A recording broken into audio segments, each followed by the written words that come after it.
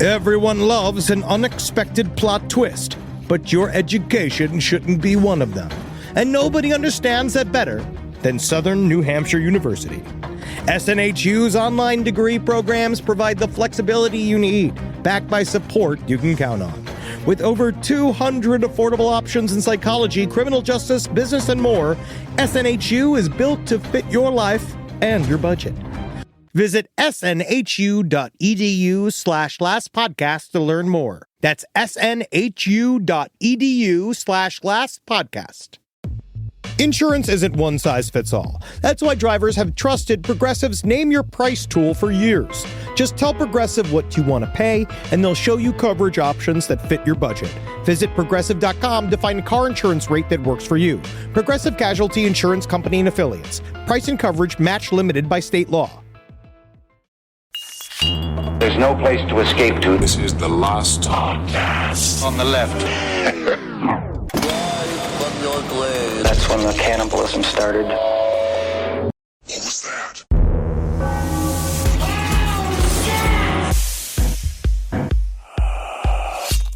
Are you boys ready? Yeah. We're back in the saddle again. We're back. That's the You gotta go harder. I'm back. Yeah. I'm trying to. I did a bunch Rags on your microphone. lost his voice. It's very, very sad. No, Ed's got it. It's got to be a more of a deeper. It feels good. It really feels good either way. You got to sound like you're on the verge of vomiting. Welcome to the last podcast on the left, ladies and gentlemen. My name's Marcus Parks. I'm back in the saddle with Henry Zabrowski. You're right. This series is really going to make you question because obviously this is it's going to be a rough one. But I'm excited for it. But I think that more people need to think about, do you have a sex dungeon really? Or do you just have a sex basement with some sex furniture in it? Yeah, because this is really you're gonna listen to this and this is gonna make you be like, oh, I'm not really doing anything with my sex dungeon. Yeah, this is not a dungeon. Like, this is way more. This is a room. This is a fun rump room. Yeah, if there's a pool table, not a sex dungeon. It's not a sex There's dungeon. a refrigerator. Well, maybe a refrigerator. If there's a door that opens from the inside, it's not a sex dungeon. Yes. Yeah, that's the major one. What if it's a rumpus dungeon? Ooh, That's cute. That is adorable. But Lock again, me in here till I win all these darts. That's the thing. It's playing Baccarat until you're 50 years old and you haven't seen the sunlight in 24 years. And of course, with us is Ed Larson. See, yeah, that's good. No, you see, you did it well. I love it. I would say he's great. I blew out my voice earlier today. What'd you do? I was having sex with a police officer. They made you scream. I was howling like a siren. Yep, that's the exact That's noise. the noise you make when you come. Were you there? Why are we talking about dungeons? That's because today we are going to be embarking on the first part of our journey. Yay. We're finally going to cover Dungeon Master number 1, Josef Fritzel. We covered him scantily. A very long time ago when we did our sex dungeon episode. Now, this was literally probably the very beginning of the show. Mm-hmm. And so now getting deeper into it, we really see it has a lot of uncomfortable details in there. Yeah, he was also a topic on Roundtable of Gentlemen, I remember. Multiple Yeah, times. Fritzl's Pretzels. Fritzl's Pretzels. Yes. Which I'm still trying to remember what the fuck that joke is. All I remember is Fritzl's Pretzels. I don't It think just sounded good, and I thought think it'd be fun if he sold pretzels. That's all. it wasn't an actual constructed, like, intelligent. Yeah, there was no. It was just words. Wordplay. Well, Josef Fritzel is a notoriously monstrous sexual deviant from Austria who imprisoned his daughter in a windowless underground dungeon of his own making for 24 years. He did this with the explicit purpose of creating a second family for himself, an underground family, through incestuous rape. Hey, let's not sugarcoat it, Marcus. God damn it. I'm going to feel guilty every time I even chuckle. Yes. Well, Fritzl met this goal many times over, fathering 7 children with his daughter Elizabeth. Some of those kids were brought upstairs and raised by Fritzl and his wife, but others spent their existence in the dank dungeon with their mother, never seeing the light of day or breathing fresh air until Fritzl's crimes were finally uncovered in 2008. But they were lucky enough to see pictures of the outside. They had a TV at one point. They a little bit. Yeah. And then they also got to see pictures of what it was like of her children playing upstairs in the light, all the stuff like that. And that's just a not good way to do it. I'm glad that we have Zoom now. Did they have like air filtration? No. No. None whatsoever. We'll get into all that, but No, yeah, they didn't it was... have air filtration in don't know, I'm good just European thinking about- buildings. But before we get into the story of just how something so awful could actually be achieved, let's acknowledge our source. Today, it's Secrets in the Cellar by John Glatt, which is a harrowing, if fascinating read. It's kind of amazing. This is one of those stories, too, where you think you know the story, then you do, for the most part, know the story, but the details are absolutely insane. Yeah. His life was a life of dreariness and horror, and he loved it. Yeah. You know, like it's the happiest, evilest man possible. Yeah. Yeah, he is a Grinch-looking motherfucker. He's always got a little bit of a smile, and the hair is fun. You know, that's the only positive thing I am going to say today about Josef Fritzel. What, his Egon hair? His hair's fun. Sure. There you go. You didn't see it? I Sticks seen all the it. way up. Yeah, no, it looks disheveled. Yeah. He was upset. He didn't have a comb. Or maybe he did. Now, I think Josef Fritzl would have been an evil prick no matter when and where he was raised. But it certainly didn't help that he was born just 90 miles from where Hitler was born, in the Austrian town of Amstetten. Now, this wouldn't matter if Fritzl was born in, say, 1976. But his birth year was 1935. What was wrong with that? That was just 3 years before the Austrian Nazi Party invited Hitler and the rest of his goons to annex Austria in the ramp-up to World War II. It is true, because of every other type of, well, he's not a serial killer, but every other type of criminal that we've covered. Like, you could say, if you took them out of their time period, they might not be, they would either be, it depends, right? Yeah. But this didn't help. No. Like, being in pro-Nazi Austria did not necessarily make him, like, chill. Yeah, I mean, it was a Nazi town. It was a Nazi town. I mean, not every town in Austria and Germany was a Nazi town, but this was a Nazi town. Yeah, and I will say, there are extended periods of time when he's in weird places and we don't know what he did, so he could have killed some people. Oh, I imagine that he did. And there is some talk about no what else. Proof in any There is way. no proof. No, there's no proof that he killed anyone, but he was definitely around dead bodies a lot. Yeah, I actually will talk about this when we get to the second half of this series, because there is actually evidence that shows he specifically chose not to kill for reasons. Okay. Now, as far as his parents went, Fritzl hated his father and called him a loser, and he was pretty much a non-entity in Fritzl's life after his parents went through an acrimonious divorce. His mother, Maria, on the other hand, loomed large in Fritzl's life in the most negative of ways. She would beat him almost daily until, as Fritzl later put it, he was black and blue, lying in a pool of blood on the floor. It was my utmost surprise to see it is not jelly jams. That's my Josef Fritzel voice. Sorry. That's his catchphrase? I'm sorry? It's not, though. Sorry. No, he actually, he never said I'm sorry. No, he didn't. Well, Maria would leave him humiliated and weak, withholding all affection. She would constantly insult Fritzl and tell him that he was a criminal, a no-good, a Satan, singular. Maria valued discipline above all else, and was by all accounts an eccentric who, according to one neighbor, was unable to tolerate daylight.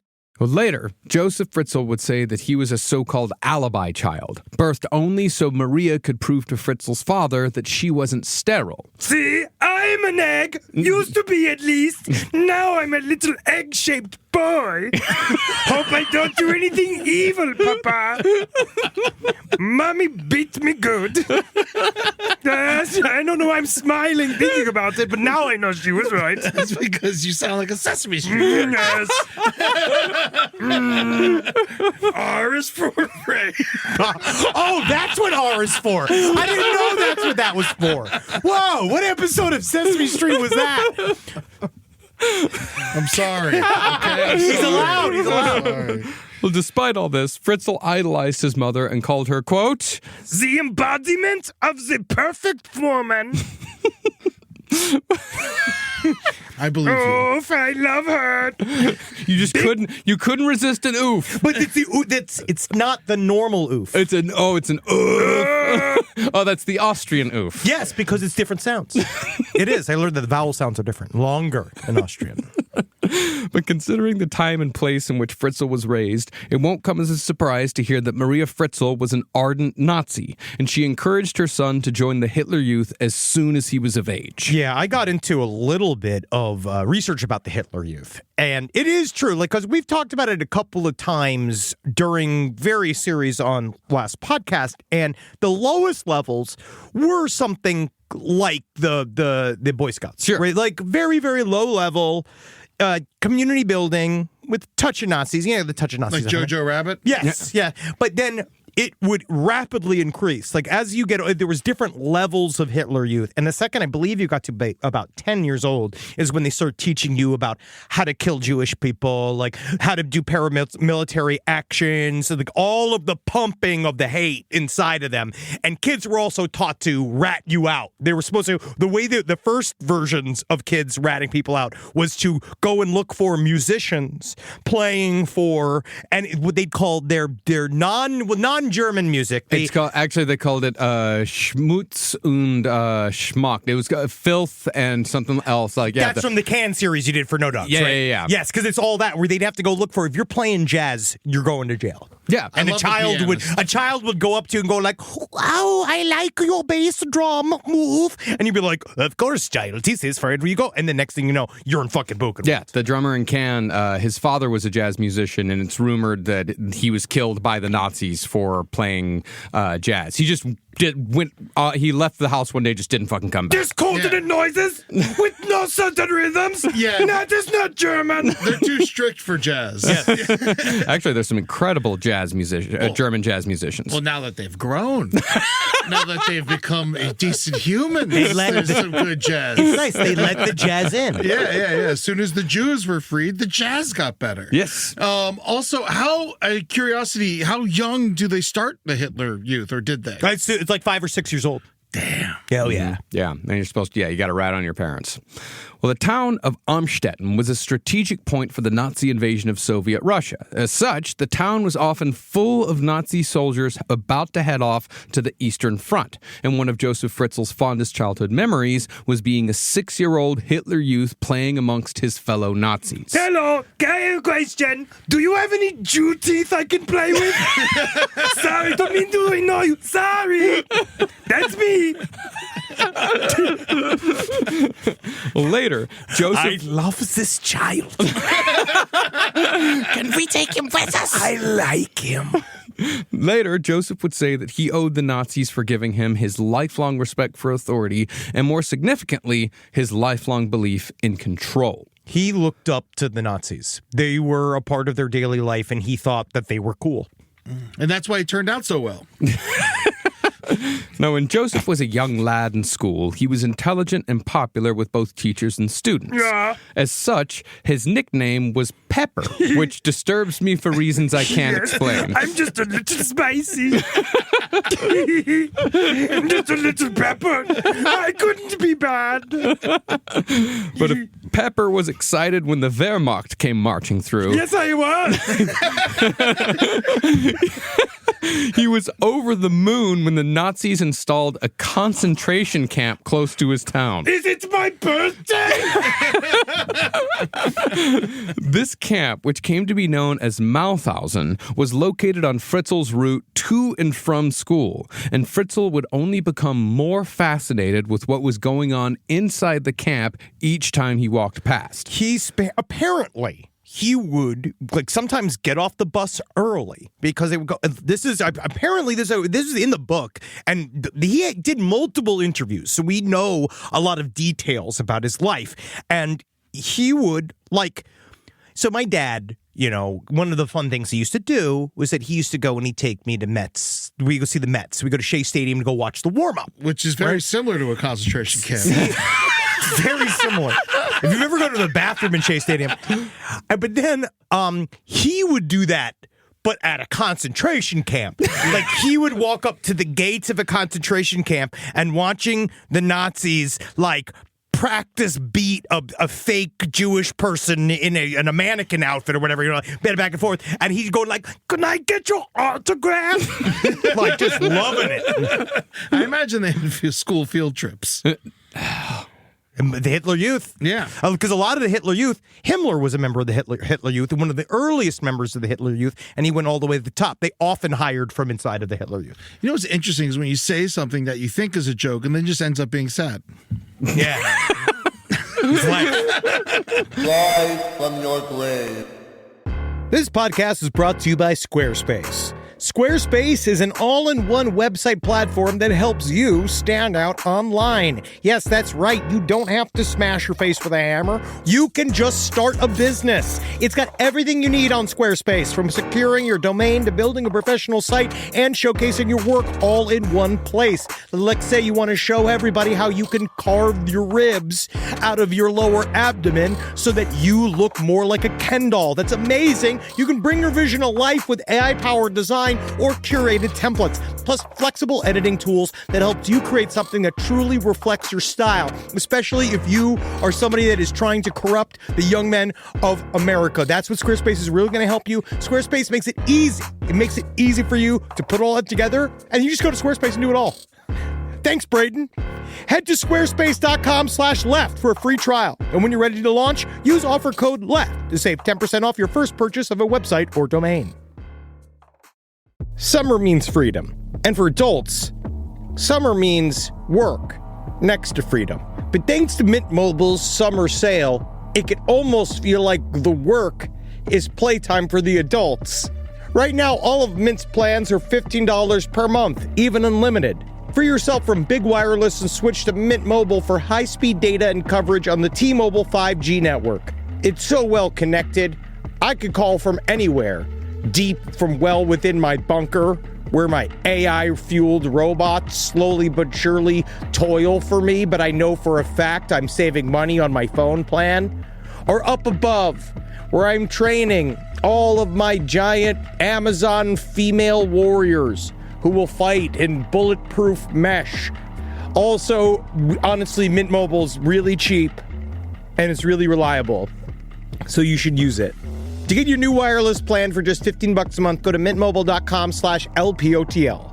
That's mintmobile.com/LPOTL. Cut your wireless bill to $15 a month at mintmobile.com/LPOTL. That's it. There's no catch. Upfront payment of $45 per 3 months, $90 for 6 months, or $180 for 12 months. Plan required, $15 per month equivalent. Taxes and fees extra. Initial plan term only. Greater than 50 gigabytes may slow when network is busy. Includes up to 20 gigabyte hotspot. Capable device required. Availability, speed, and coverage varies. See mintmobile.com. In the United States of America, there's a break-in every 26 seconds. That means somewhere, right now, an intruder is getting closer.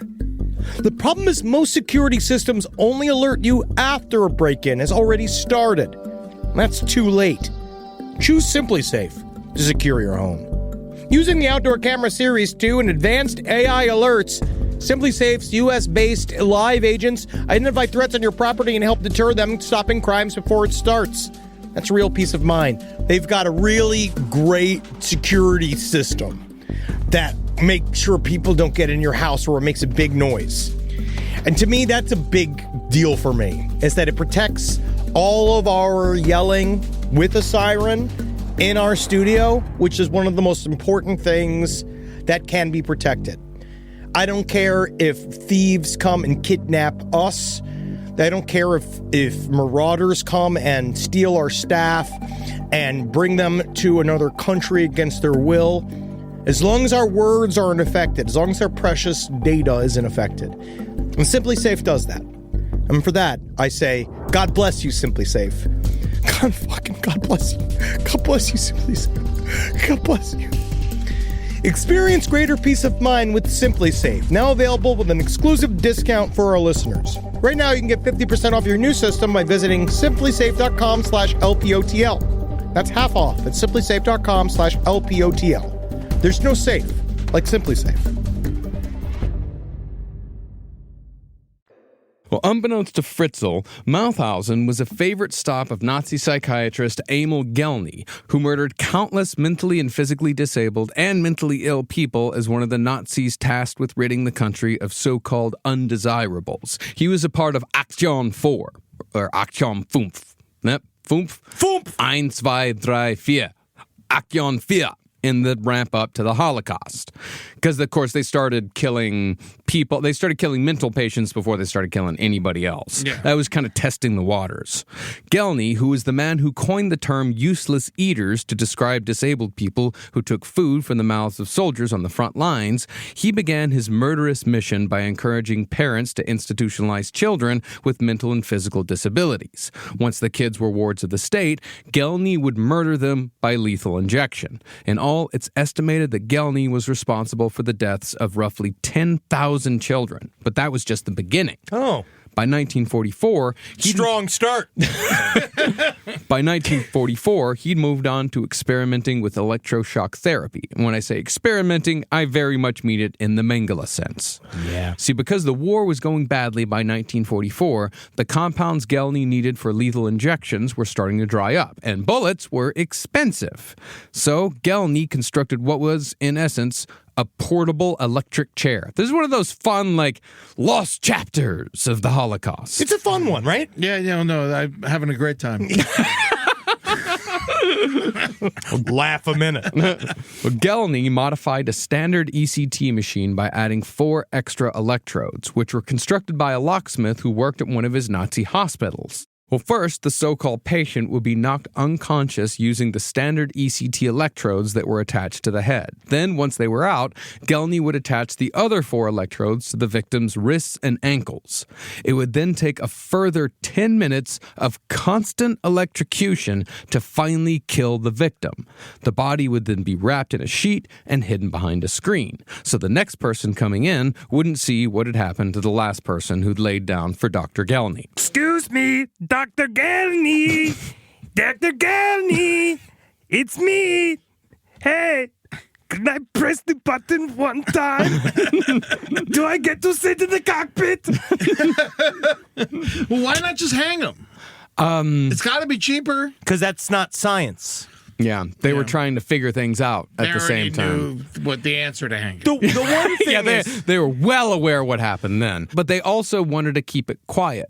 And they also wanted to keep it efficient. Hanging people takes a long time, and you kind of need a large infrastructure for this. And as Henry said, if you use it, you can kind of, I guess, feel a little bit better about yourself by using these sorts of quote-unquote scientific methods, because that's why they started using these methods in the first place, is because all of the people who were the people, because in the beginning of the Holocaust, it was just go out and shoot them. Just everywhere you find them, just fucking shoot them, gather them up, shoot them, bury them. And of course, it was fucking people up, horribly. So they had to find a more systematic ways. They had to find more systematic ways. Yeah, so this is just running out of ammunition. Exactly. And they're dancing on the razor's edge of history is going to look back on this, and we have to figure out a way. We know what we're doing is a series of war crimes, but we can't let ourselves know that we're doing a bunch of war crimes. So what we need to do is pretend like it's legitimate science. Yeah, and that's also a lot of rope, too, that they need for, various war things. For jump rope. Yeah. I know, yeah. And they used to do those experiments where they would see how high they could drop somebody before they died and shit like that. Yeah. It's still Unit 731. Yeah. We'll That do a was a- redo of that. You'll like that. Yeah, that's the Japanese. Oh man, the I imagine it's also easier to like talk someone into laying down on bed and strapping something to themselves than walking up to a it is. hangman's noose. Absolutely. Well, No, yeah, and they're all mentally handicapped and mentally ill and stuff like that. So Yeah. Or physically disabled. Yeah, either or. But that's the thing, though, is that I don't know for sure what Dr. Gelney was doing in the concentration camp that Josef Fritzel walked by every day on the way to and from school. But considering how the Mauthausen camp was where many of the sickest and weakest people from the other camps in Germany and Austria were sent to die, Gelney was probably there using these people as experimental subjects. The other possibility was that Gelney was sent there as a part of his rounds to various camps to kill the weak and sick to make room for stronger prisoners who could be used for slave labor. Either way, nothing good happened when Gelney was around. yeah, you don't get any lollipops at the end of those appointments. No. Now, by 1947, 2 years after the war was over and the concentration camp had closed up shop, There goes my weekends. Josef Fritzel was no longer the pepper everyone knew. I've changed. By the age of 12, he was seen as a weird kid with a bad haircut because his mother was too cheap to pay for a good one. But there was, of course, a much darker side to Maria Fritzl. Yeah. See, Josef Fritzel would always deny that he'd been sexually abused by his mother, but he did admit to having sexual fantasies towards his mother. He said he loved her across all boundaries, which meant that he definitely wanted to have sex with his mother. No. Every single boundary doesn't always end with stooping in the boot. Okay? It's just a lot of them, dude. Mine. Specifically, No. What was your favorite outfit that she would wear? I loved it when she was in the bath. It was always her birthday in the bath. Well, he said what he called himself, and this is a fun term, is that he called himself, including the psychiatrist that eventually would go to say that he was sane enough to go to trial, a born rapist and a natural rapist. And he said that he was bound by his DNA to do so, and the only reason why he basically never did anything with his mother was because of the law. Yeah. Well, he constantly congratulated himself That he held for back. resisting his strong urges, as if it was a difficult thing that like everybody has to deal with. Yeah, and it seems like it probably wasn't rape as much as it was just sex. Actually, that's a very complicated statement you've just made. Yeah, it's very strange. Yeah, it's a very complicated statement. Very It is, complicated. but for him. Yeah. Oh no, because he liked it. Yes. That's the real difference. Is that he was probably flirting. Yeah. Mommy, you remember when I was in your tummy? What if I'm in your tummy again, but different? Yeah, wrong, but no, I'm making things uncomfortable. Coming on too strong, Mommy. I didn't know I was the fucking weird one. But whether or not Fritzl and his mom had sex, although they almost certainly did, Yeah. Josef moved with his mother to the town of Linz in 1952 when Fritzl was 16. There, he got a job at a steel factory that had not only once been the heart of the Nazi war machine, but had also partially been constructed by prisoners from Fritzl's local concentration camp. Oh my God, locally sourced. It's amazing to be in here. You can really feel the Nazi vibes in here. This is a fun, workable space. It's just, if these walls could talk, they would go, ah! You know? Now, as Josef entered his 20s, he became, as the book Secrets in the Cellar put it, I don't know if I would put it this way, called him something of a dandy. Yeah. Something of a dandy in my mind is Alan Cumming. They said he had a perfectly manicured mustache and expensive clothes. He apparently never had any trouble getting dates, but he would never bring them home for fear of what his mother might say or do. This, to me, is him trying to fit in as a normal human being. Yeah. I think that a lot of times when you see somebody like that gain a bunch of affectations at once, we saw it with, actually kind of interestingly, with the Ken and Barbie killers. We saw it with Paul Bernardo, like pretending to be something else. We saw it with the guy that went to L.A., that went... No, Unterweger? Yeah, Jack Unterweger, where there's something about, like, dressing all up as an offensive measure because, like, he's doing it to appear normal, fun, engaging, like he's got money, like he's got it put together, but he's literally like a walking sexual assault machine. Yeah. It's also around this time that Fritzl began his career as a dangerous sexual deviant, although it all started, as it usually does, with relatively small incidents, considering the things he would one day do. Fritzl began exposing himself to women in the woods of Linz while riding his bicycle around the countryside to stalk and spy on women. Later, he would describe the urges that caused him to do these things as an internal volcano that he could barely control. What's very interesting, though, is that once I started showing my pecker out, my peckerunti out to all of the ladies in the town, I re-got the name Pepper. Because if it's green hue, oh, my penis needs its oxygen. So it's a green pepper. Oh, okay. Jalapeno. Jalapeno pepper it is. Okay, Yoda.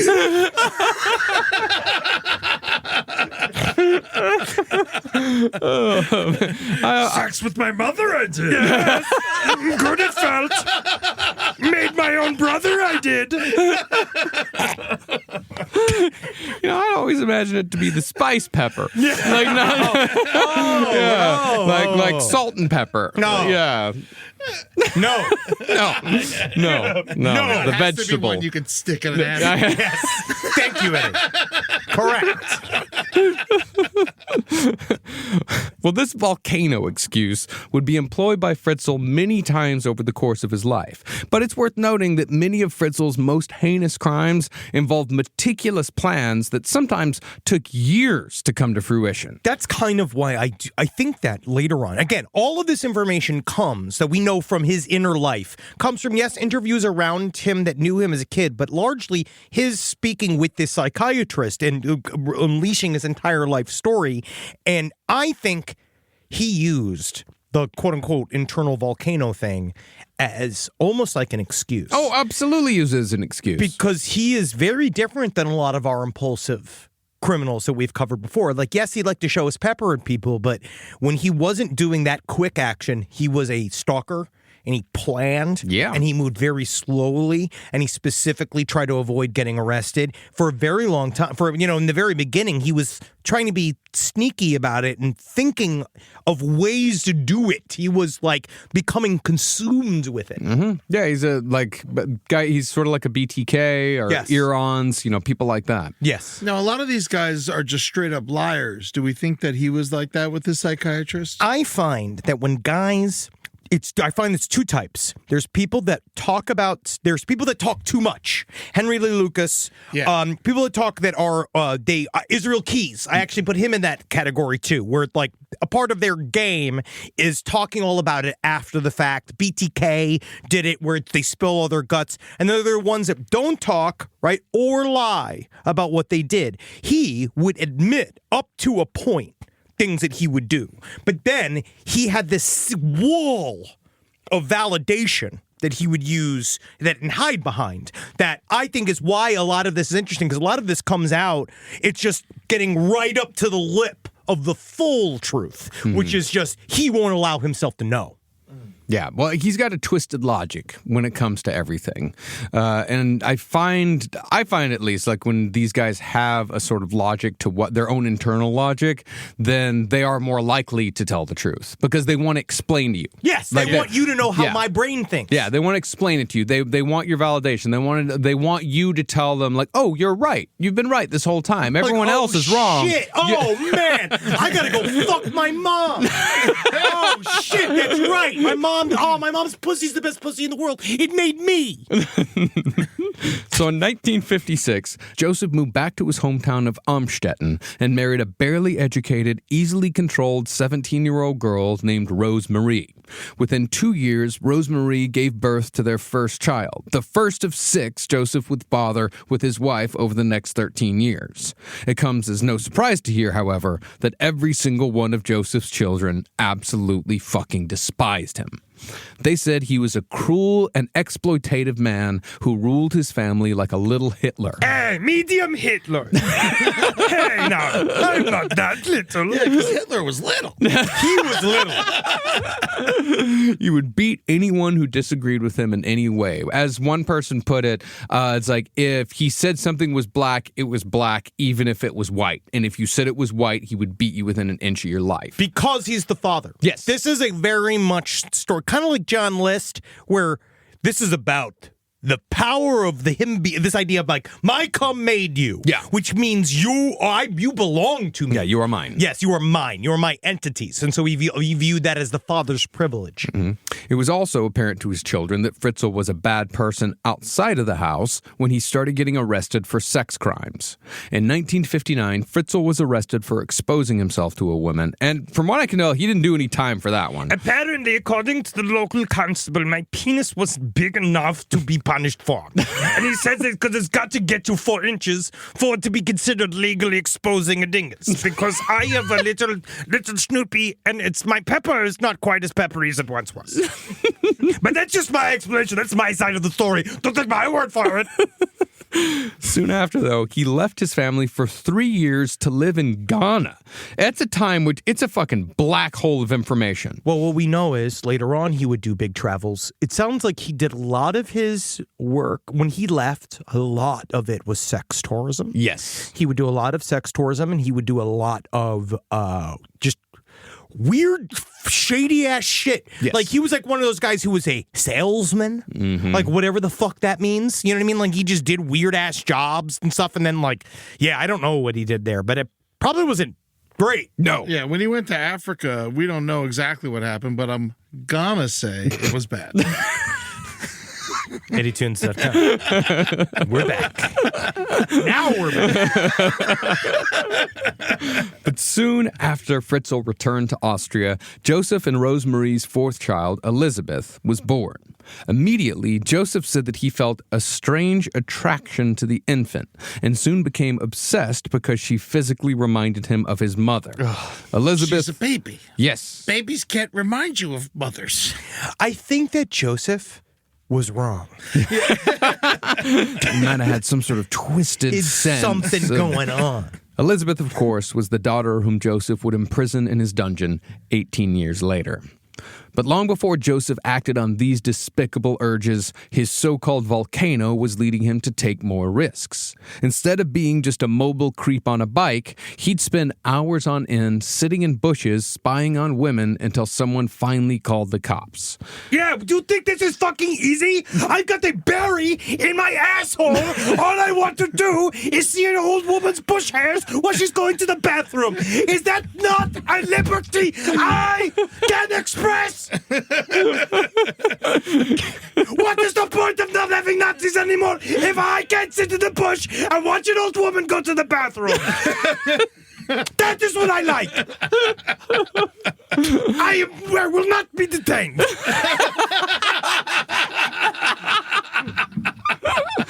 You just turned him into a sovereign citizen. Yes. Well, in September of 1967, Fritzl escalated. That fall, he tried dragging a woman into the woods to rape her, but she fought him off and escaped. The next month, though, he climbed into the kitchen window of a house that he'd been casing, snuck into the bedroom, and raped a woman at knife point. He threatened to come back and kill her if she told anyone, but tell she did, as did the woman in the woods. Joseph, however, only spent 18 months in prison for both crimes.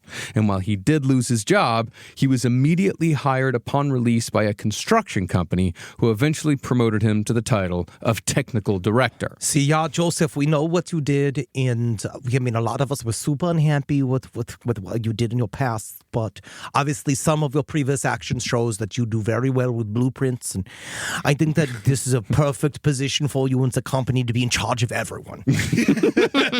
Thank you. Your general distaste of women will help with our catcalling. Yes, right?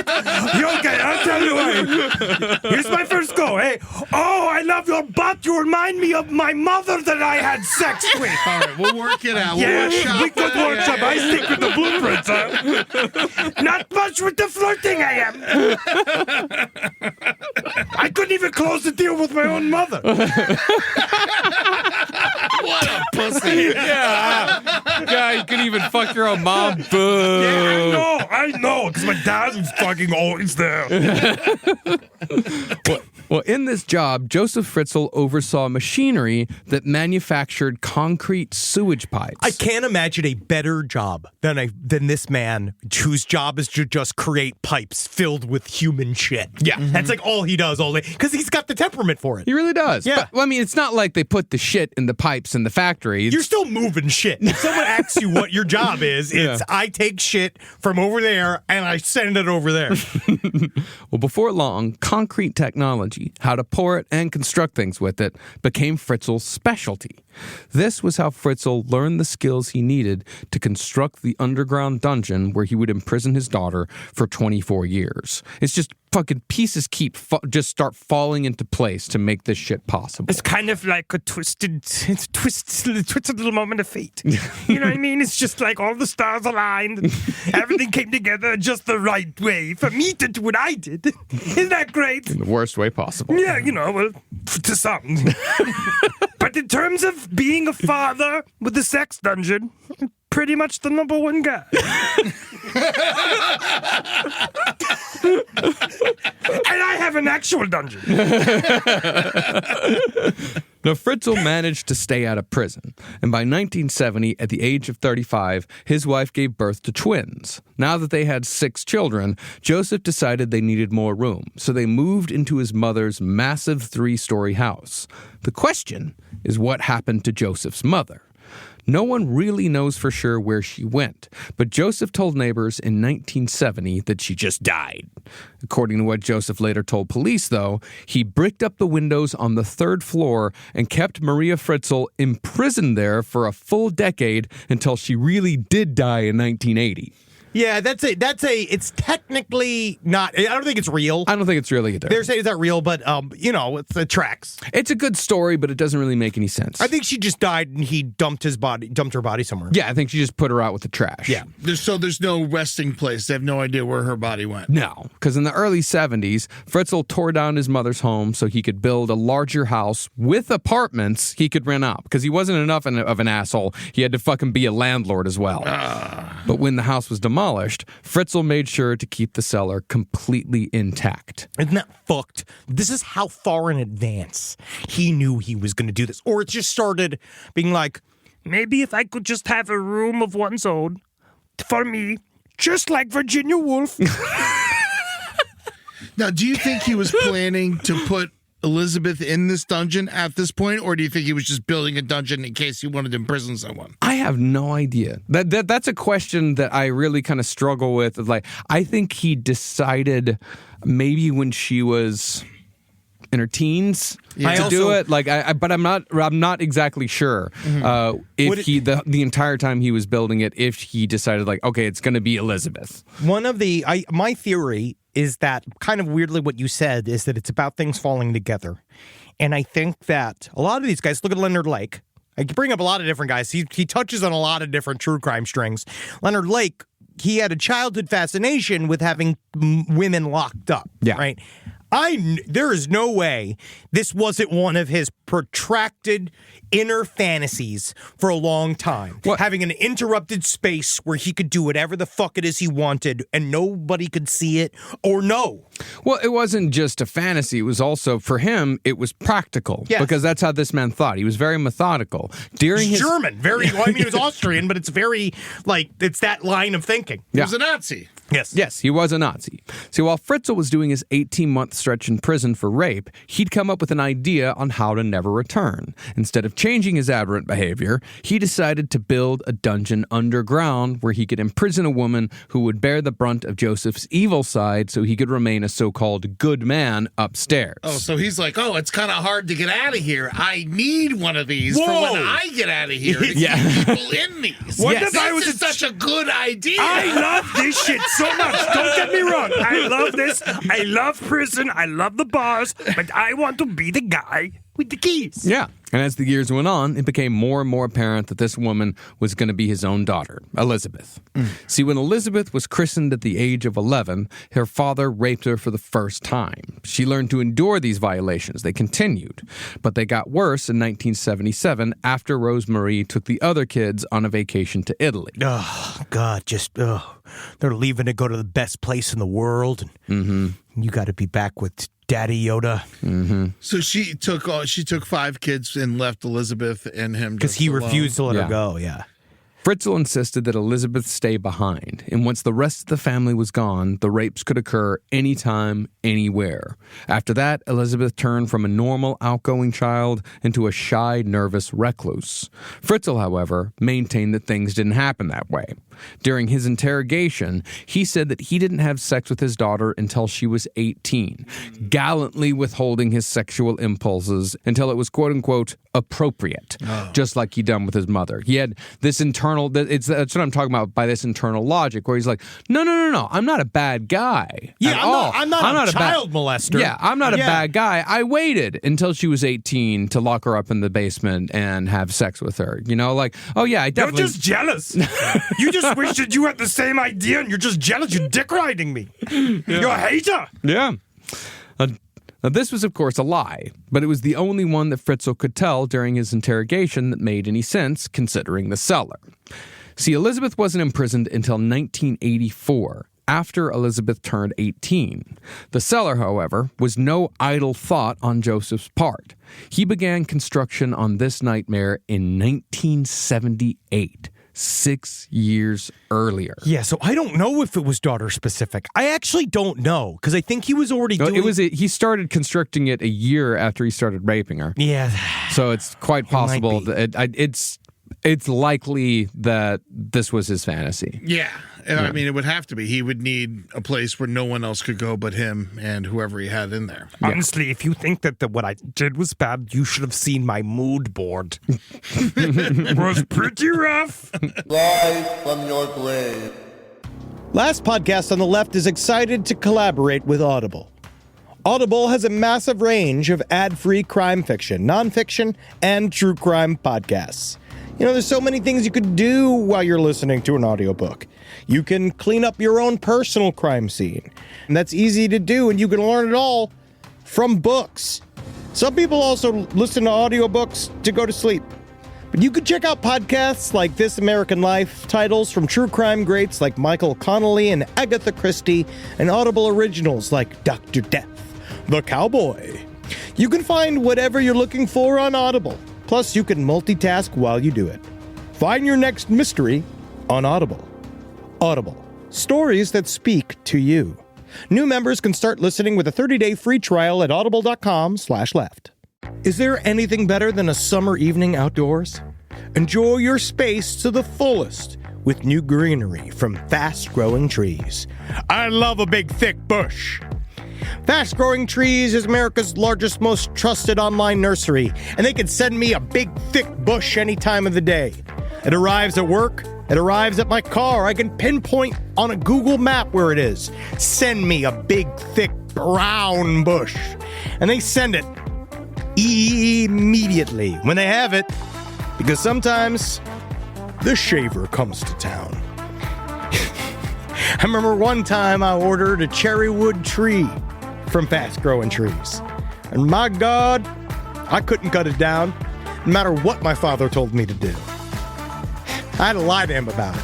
And next thing you know, I became the first president of the United States of America. And even you can become the first president of the United States of America with Fast Growing Trees.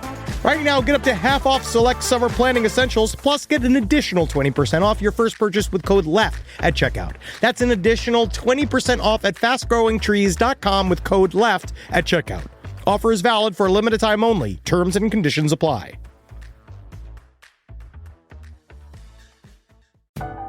This is a paid ad by BetterHelp. It's so important to remember with the busyness of the holidays, every holiday, Arbor Day, that day about the planet, President's Day. There's so many things to adapt to in this life, you know, and it doesn't follow a perfect plan. God, ruins the whole weekend. But therapy with BetterHelp, the world's largest online therapy platform, it can be a space to pause, reevaluate, and adjust to any unexpected changes. With over 30,000 therapists worldwide, BetterHelp is one of the leading online therapy platforms, having served millions of people globally. BetterHelp makes it easier to fit therapy into your routine. You're in good hands, too. BetterHelp therapists have at least 3 years and 1,000 hours of hands-on experience, and hold all required education, training, and certifications. It's easy to do, and the help is better over there. You don't have to navigate life's changes alone. Sign up and get 10% off at betterhelp.com/lastpod. That's betterhelp.com/lastpod. Well, branching off from the original cellar left over from his mother's demolished home, which dated back to the year 1890. So you know that was a creepy fucking cellar. Yeah. The dungeon was meticulously planned and constructed all in plain sight. In fact, the Austrian government actually helped finance its construction. Wow, that's how liberal they are.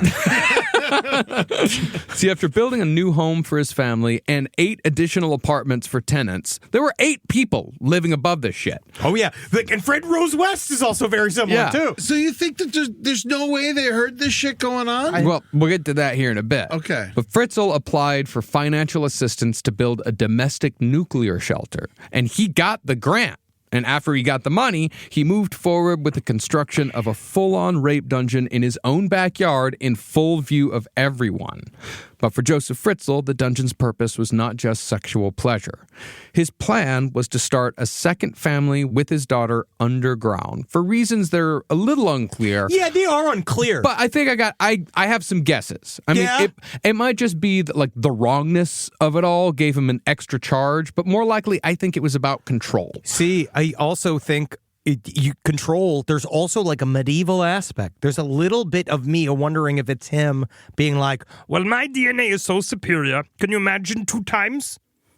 Maybe. But looking at the situation, the room which would house Elizabeth and her children started off as no bigger than 15 feet long by 15 feet wide. It's no bigger than a medium-sized bedroom. It's actually probably about the size of the room we're in right now.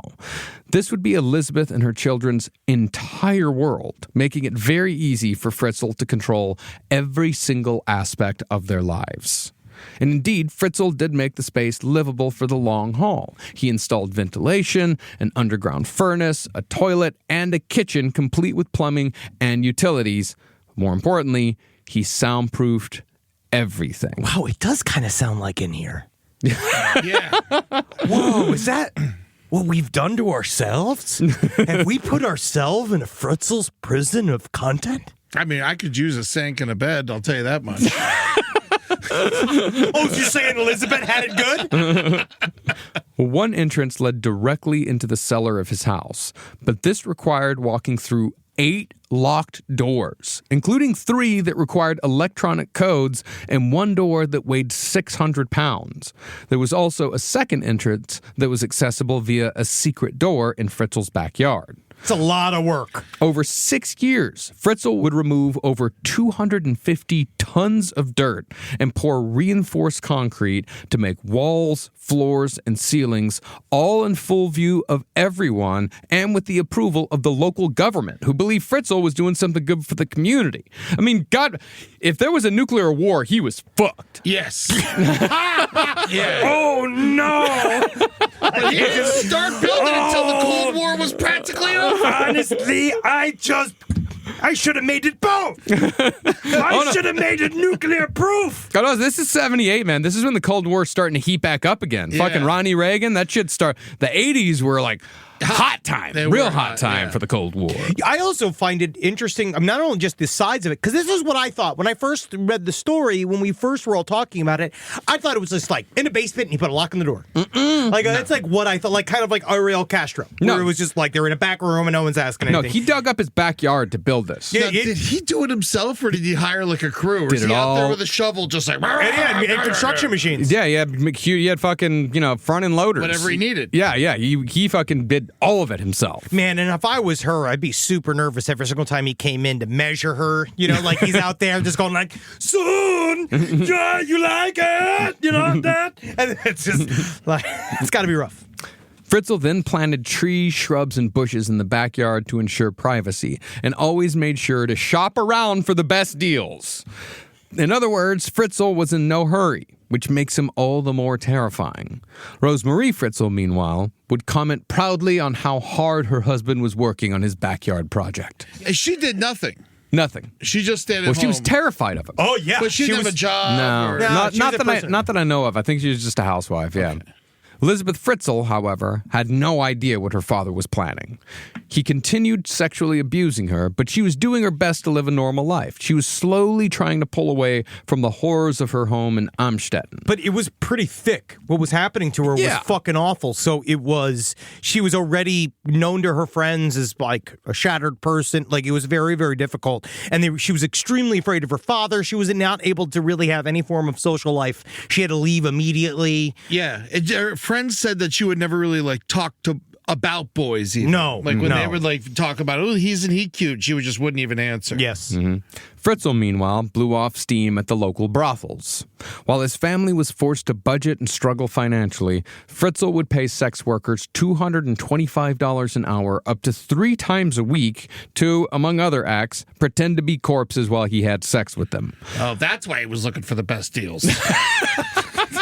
You budget your money. It's just hard. I don't understand Excel.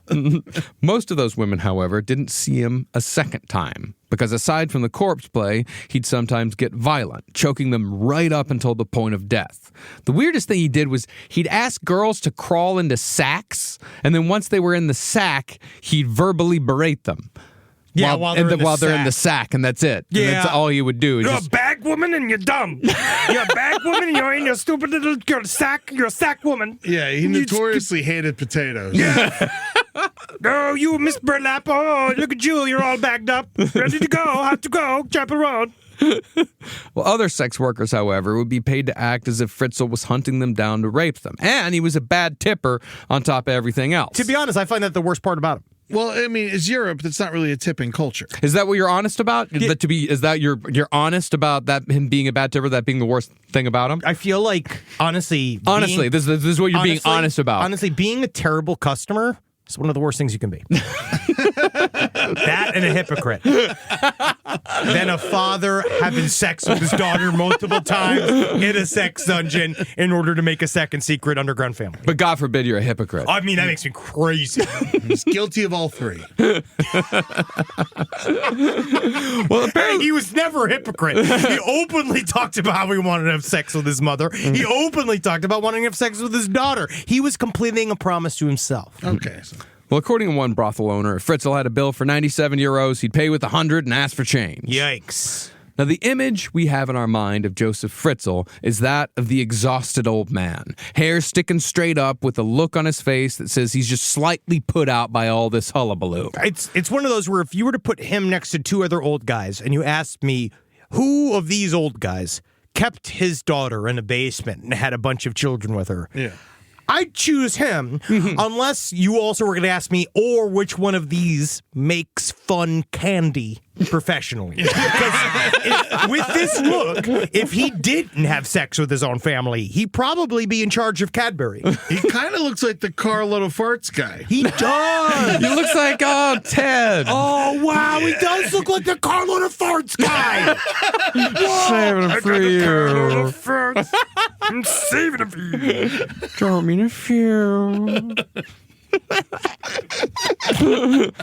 I know what I'm listening to on the ride home today. If you're having problems with the content of the show right now, I would say stop, go listen to Carlotta Farts, and come on back. Carlotta Farts. Just try not to let that guy remind you of Josef Fritzel, Ted Pillman. I think he was local. Yep, he was California boy. But that mugshot The famous Josef Fritzel mugshot that we all know, the one taken in 2008 when he was in his 70s, that betrays the successful man that Fritzl was when he was younger. He owned multiple properties in Austria and did quite well for himself in the worlds of both construction and real estate. It takes a lot of fucking money to tear down a house and build up an entire new one with apartments and a fucking rape dungeon on top of all of that. I mean, and he wasn't a cheat. Like, he wasn't, like, fucking around. He wasn't H.H. Holmes, not paying people. He had money. He was successful. Just something about that. It's been like, and he's not a cheap guy. You know? No, cheat. I called him a cheat. Yeah, he's not. He's not a cheat. I mean, at the very least, to me, that a lot of money. To me, that makes him even more terrifying. You know, like, because if he was a cheat and he was always a piece of shit all the time, like, that's one thing. Yeah. But this just regular, successful asshole has this shit in his fucking backyard. Well, that's how you get away with it. Well, I would say that the superpower of the cishet male is the ability to compartmentalize in that way, where he is the type of person that can just he just locks it away. Well, literally, but like he literally compartmentalized it. It's the same in a compartment underneath his house. Truly, we talk about this with another thing about like when their homes, when a serial killer's home sort of symbolizes the crimes themselves, where like he put that version of himself downstairs and upstairs is the Josef that everybody knows, and he's then free to kind of do both, and then he can be even worse when he goes downstairs, and he can even be more normal when he goes upstairs because he's not trying to balance. But that's the thing, is that he was still a fucking horrible father. Yeah, he was still horrible to his kids. But I don't think he was a nice man upstairs. But they don't know how good they had it versus their sister. Yeah. Well, really, the only failure it seems he had in the business world was when he tried starting his own mail-order lingerie business. Yeah, that's what's hard, is that you got to drum up business, and then they can't smell all like cigarettes and stuff. I was trying to mail out lingerie for a while. Everybody gets all... It's weird. They get mad if they see buffalo wing sauce on it. You can't get high on your own supply. No, I'm just sitting there just chewing on lingerie. Yeah, with that new fucking Menendez Brothers show, like, I've been eating a lot of buffalo wings. Yeah, I bet. He's talking about Mr. Buffalo all the time. It could have worked. Yes. And I'm glad that they finally kissed in the new show. Oh, the brothers do? Yeah. I can't watch it. It's because of Ryan Murphy, not because of Menendez Brothers. Understandable. Well, as one of Elizabeth's brothers put it, they believed that the pig, that's what they called Josef Fritzel, they believed that he would beat them all to death one day. And one child was so traumatized that when he heard the key turning the front door lock, he'd hide in the corner and wet his pants. Rosemary, meanwhile, resigned herself to a strained and cold marriage. I actually prefer it this way. When he was kissing me and hugging me, it wasn't good either. No. After Rosemarie's seventh child, Fritzl announced to everyone that he would no longer have sex with his wife because she was too fat. Why are you telling us, Dad? But Rosemarie was all too happy to accept this declaration because she hated him just as much as everyone else. The children, however, still met their father's focus all too often. Fritzl believed in an Austro-Hungarian tradition called Scheitelknien, or crown kneeling. In this punishment, children were made to kneel for up to an hour on a sharply cut log of wood until they bled. Yeah. God. Looking online, though, the only instances of Scheitelknien that I could find were pictures of old men dressed in traditional Austro-Hungarian garb, drinking beer out of huge steins, kneeling on specially made Scheitelknien boards as a weird endurance competition. See, that makes sense. It's they just took that and they put kids on them. But that's the thing. No, that's the thing. Not even fun. It started as the punishment first. But it's like how in America, like certain fraternal organizations paddle people. Yeah, they use fancy handmade wooden paddles to spank each other. And it's just weird. I don't know why men across many white cultures turn extreme childhood punishments into adult endurance contests when we all get together and form clubs. It's because men that don't go and die in war, they turn everything into violent competition, according to Jung. That is true. Well, this is endurance. Yes, but after war, it's experiencing pain. But I would imagine enduring pain. But it seemed as if many of the old German and Austrian men in these pictures quite possibly had gone to war at one point. Oh, but the wrong side. This is why I like playing Connect 4 when I go get drunk. Yeah. It's a lot better than kneeling on wood. But did you ever have to do that? Did you ever? I know, like the I most had to do, medieval. like, isometric push-ups and stuff like that. The most medieval thing I was forced to do when in Sunday school is that I had to be on my knees and I had to hold two dictionaries in both of my hands. Yeah. Was that like as a punishment or Yeah, it's a training? punishment. Oh, see, they used to make us do like sitting against the wall for as wall long as sits. Yeah. That stuff, but it was all for like making us strong. Yeah, and look at what you, and they were right. Your father, even though in many ways was abusive, he was also in many ways correct, because look how big you are now. Well, he's sounding great today. Yeah, that's the thing. All these years of therapy being like, my dad ignored me. You know, being like, Make me play football. but our punishments are just as valid. Our problems. Yeah. You know what? I don't think they are. All right, we'll save it. We'll save it for our therapy podcast. Yeah. I'm not going to go and say, like, yeah, I'm glad that when I was at school, like, I would get beaten by wooden paddles all the time in public school. Yeah, that was very strange. Yeah. But look at you. I think it gave you discipline in many ways, though. I don't think it did. No, probably not. No, it really didn't. No, especially because, especially when you were like an adult, like when you were 17 or 18. That's weird. And then you'd have another grown man like paddling you. I mean, then you'd like laugh afterwards and you'd shake your hand and you'd sign the paddle. Yeah, I hate that stuff because that's just that's fucking one step away from actively having sex with each other. It's really fucking weird, guys. Yeah. Mhm. It's really fucking strange. Yeah. I know a lot of you out there listening right now might not think it is. But it is. It's really fucking weird. Men playing horseplay is other types of activity. You know what I mean? Join the wrestling team. Yeah, then you can play grab ass for free. But as far as Joseph's other punishments went, he would make his children stand on rice on a marble floor in bare feet while balancing a book on their head. And if the book fell, the children would be whipped. I think Tidy Klum used to have to do that. That's like the type of stuff they used to do to like Natalie in like ballet school. They used to hit her with a stick and stuff. Yeah, but it's the standing on the rice. Yeah. That's a really horrible part. It's a waste of rice. It hurts. Now, in the summer of 1981, Elizabeth started pulling away from the Fritzl household, although Joseph still maintained a degree of control. Fritzl got her a job as a server at a rest stop restaurant, intentionally coercing her into hospitality and service jobs so she would have the right skills to be, in his words, a good dungeon wife. Which I don't really know because it's not like she's going to be bringing stuff to a four-top in a rape dungeon. I think it was just a part of the fantasy. Yes. Like he wanted her to be able to be like a little housewife. Yes. Yeah, he was A probably perfect servant. turned on by a waitress on the other side of town, and you wanted his daughter to do it or something. Yeah. I mean, if it happens 5 times a day out in Los Angeles.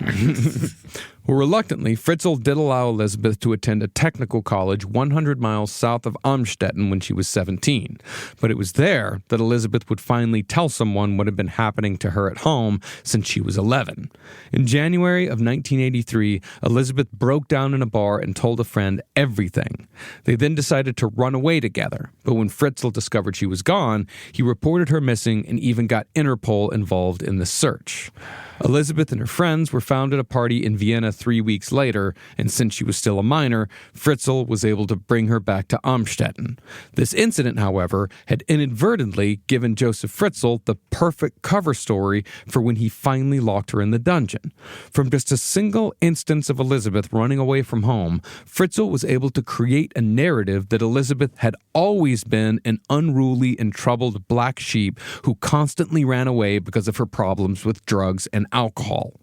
Elizabeth, meanwhile, figured that all she had to do was make it until she was 18, and she'd never have to see her father ever again.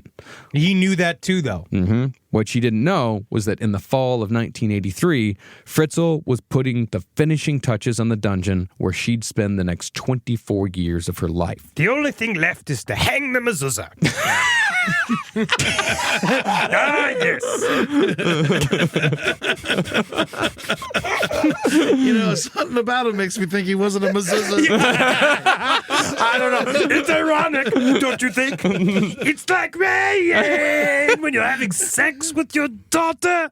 Fun. Fucking had it and then you lost it. Can't all be Can all be perfect Joseph material?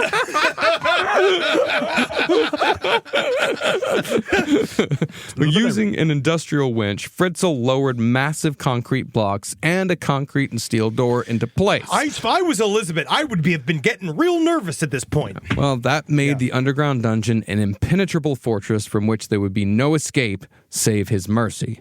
In Fritzl's world, his cellar was his kingdom that only he could enter. He said, quote, This is what everyone knew who lived in the area. That includes my wife, my children, and my tenants. And none of them ever managed to force their way into my kingdom or asked me what I did there. And indeed, even the city signed off on the dungeon when it was finished. Building inspectors gave final approval to Fritzl for his so-called nuclear shelter, apparently unconcerned about the hall of 8 doors with multiple electronic locks that all locked from the outside. It's to keep out all the smoke. You know how the smoke would go everywhere. And this is why it's important to remember, you must not try. Do. I'm sure they're all impressed. But the lock's on the outside. They're all like, wow, honestly, this is pretty crazy you did this fast. But questions aside, if there were any, Fritzl was given a generous state grant when the dungeon was finished at the end of 1983. All he had to do now was find the right time to lure his daughter into the darkness. Now, perhaps Fritzl had to work up the nerve to actually imprison his daughter, because Elizabeth wasn't locked in the cellar until August of '84. Or, more likely, he may have wanted to give the so-called shelter time to cool off for a bit and let everyone forget that it even existed. I think that was probably why he waited. Yeah, I could also just see when is the perfect time? And that's what's hard, is that there's no such thing as a perfect time, ever. It's always about now. Stop procrastinating. But either way, Elizabeth was working a new job and attending school when Joseph decided it was time. Quite suddenly, Joseph and Rosemarie showed up where Elizabeth was living one day and brought her back to Amstetten. Once home, Fritzl asked Elizabeth to help him move a heavy steel door in the basement.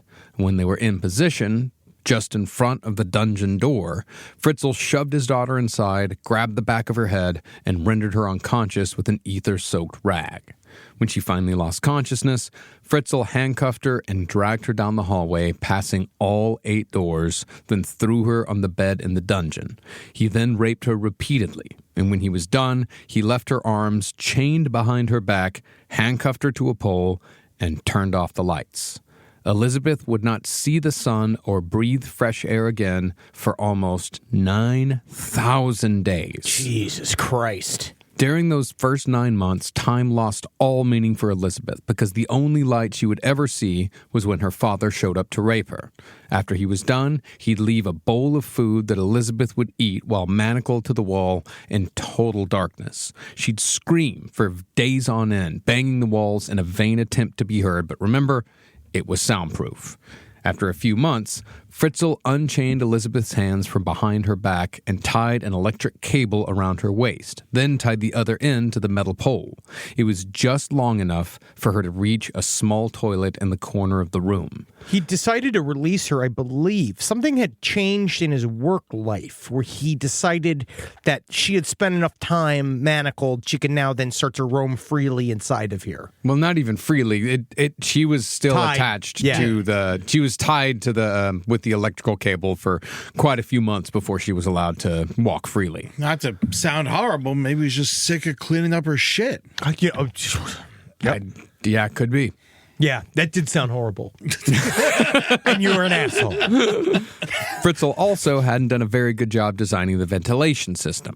Elizabeth barely had enough oxygen to breathe and spent the next 24 years exhausted and lethargic. It only got worse in the summertime when the dungeon became as hot as a sauna. You'd have figured that he'd want it to be nicer for himself. Nope. I think part of it was the torture. Yeah, I think he liked knowing that she was down there suffering. And then when he went down there, it was like a whole different he made it better. Yeah, he's like, look, you see, I'm here. I'm making everything nice. Now, this is going to be a very loaded, weird question. There is no right question to ask. Did he love her or did he hate her?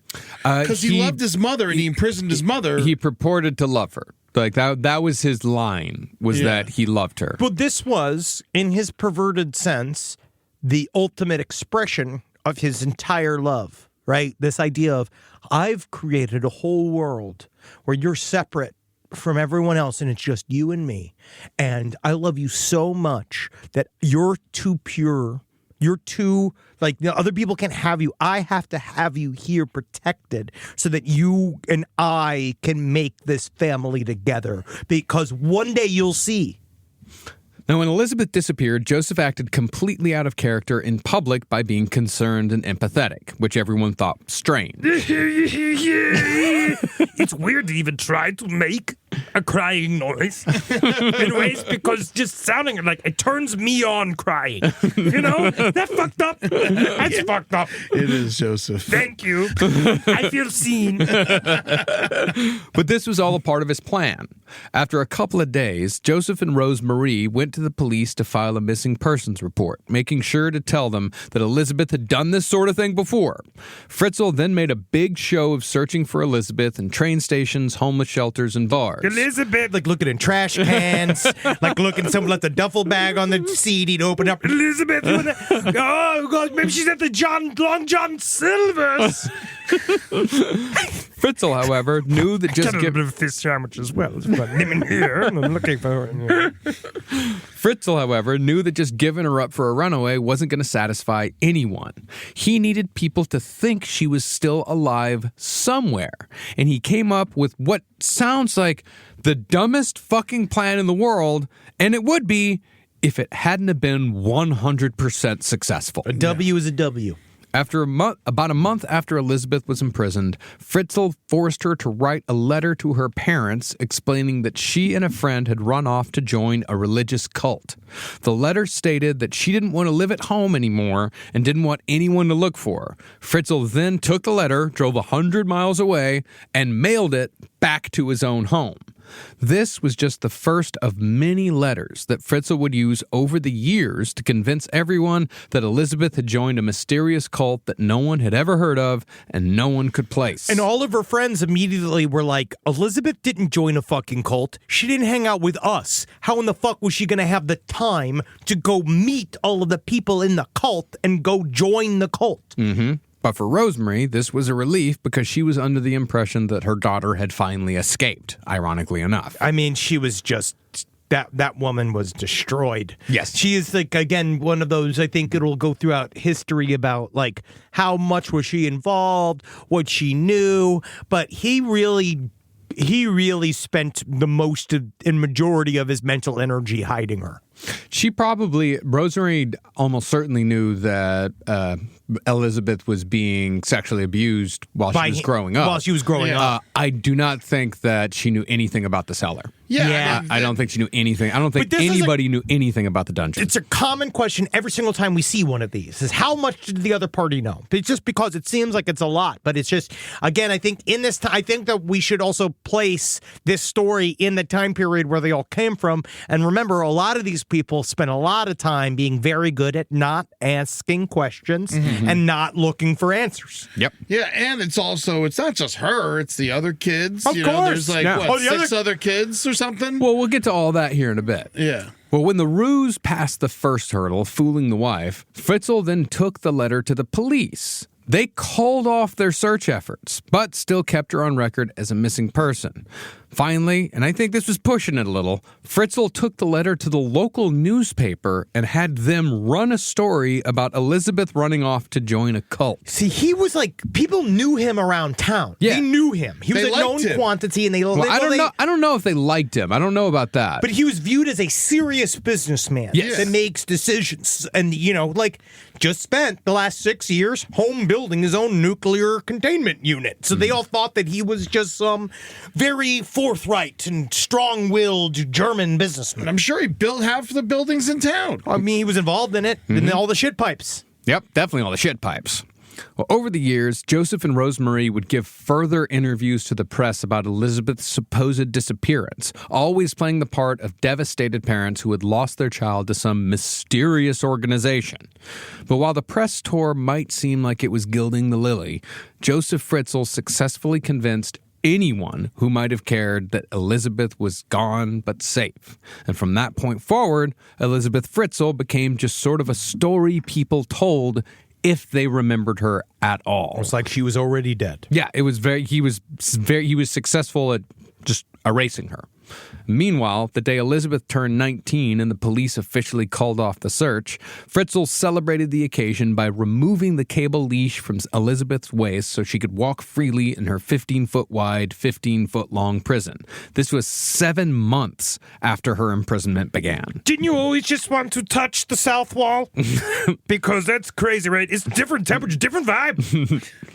Now, in order to just survive, Elizabeth resigned herself to a life in the cellar. As one psychiatrist put it, her psyche had to twist itself to find patterns of daily existence in order to normalize her experience. Basically, she shut down and went along to get along. Oh, yeah. Once she did this, Fritzl softened. Instead of just showing up to rape, beat, and feed her scraps, he started bringing clothes, blankets, other small presents, and what author John Glatt called a bizarre courting ritual. This was his flirting.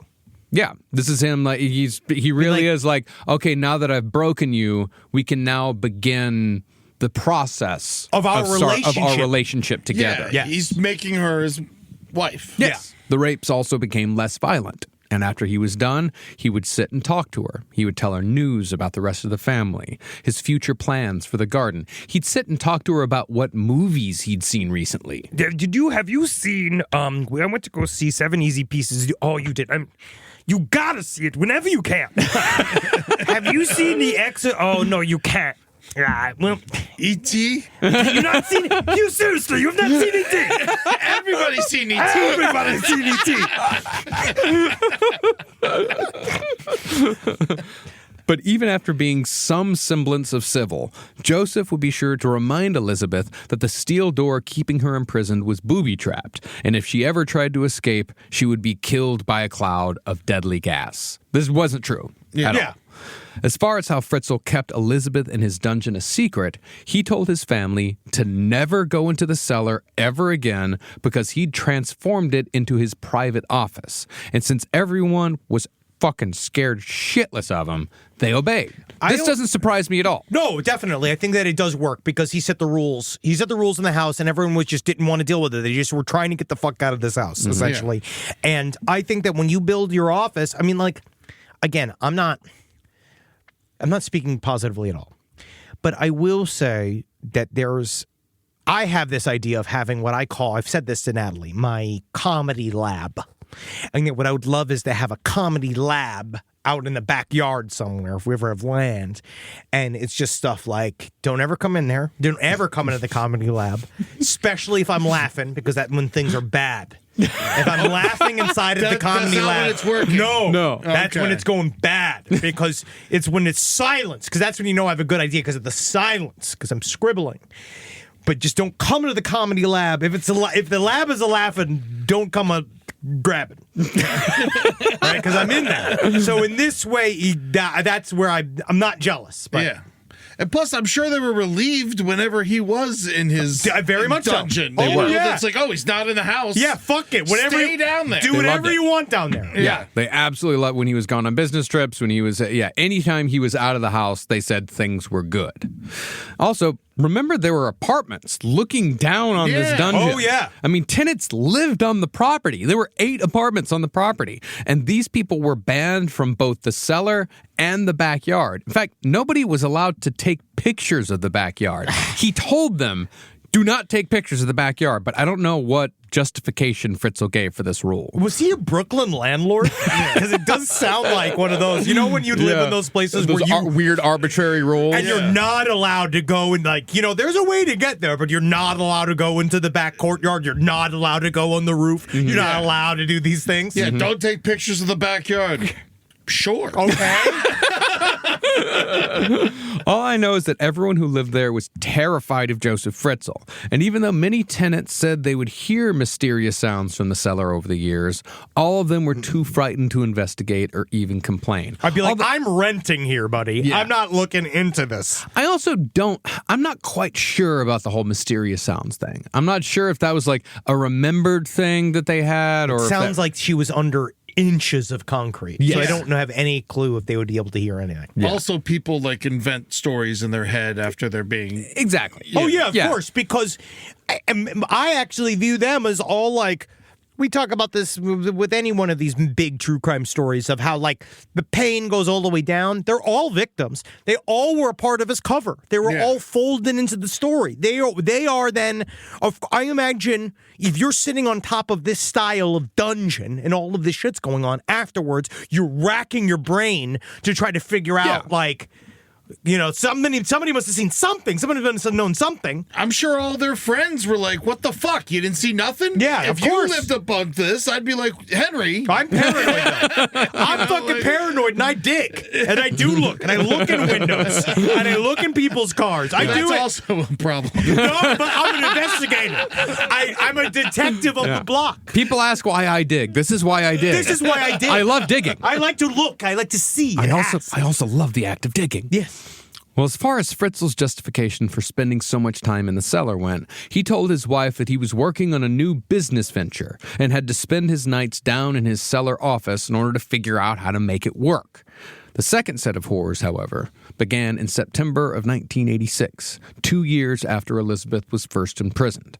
See, Fritzl's plan, if you'll remember, was to create a second family underground that could be entirely under his control. And Elizabeth finally became pregnant that fall. But after she became extremely depressed and miscarried, Fritzl tossed the fetus into the incinerator and turned off the lights in the cellar to punish Elizabeth. I'm mad at you, Elizabeth. Colby, I'm leaving.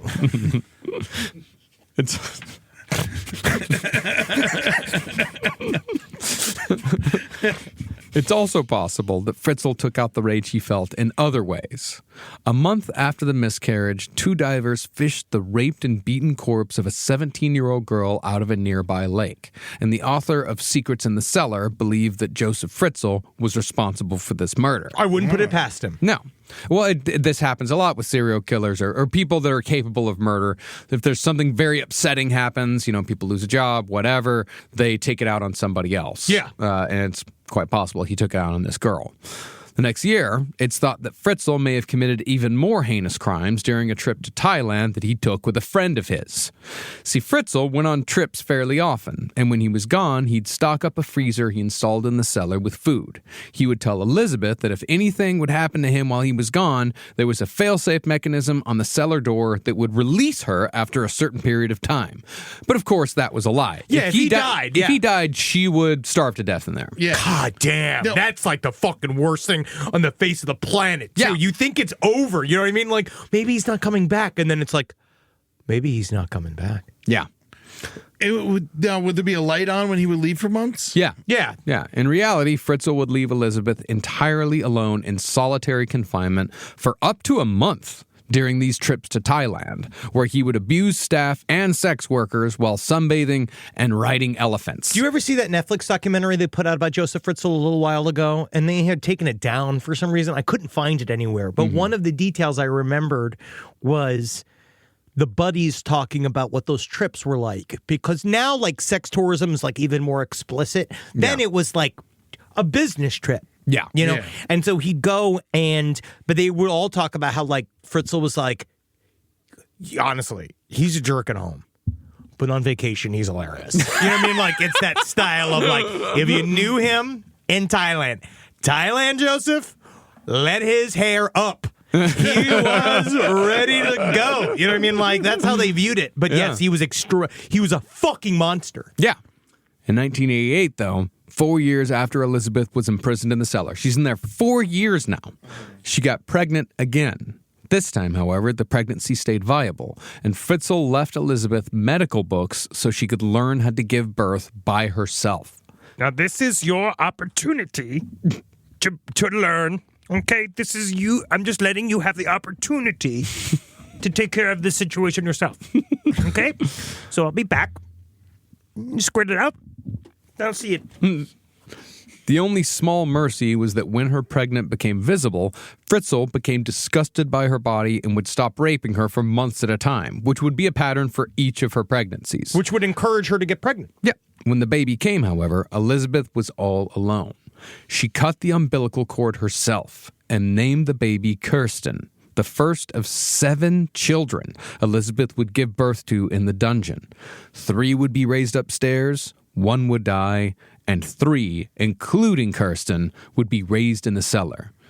Kirsten herself would not see the sunlight for the first time until she was 19 years old.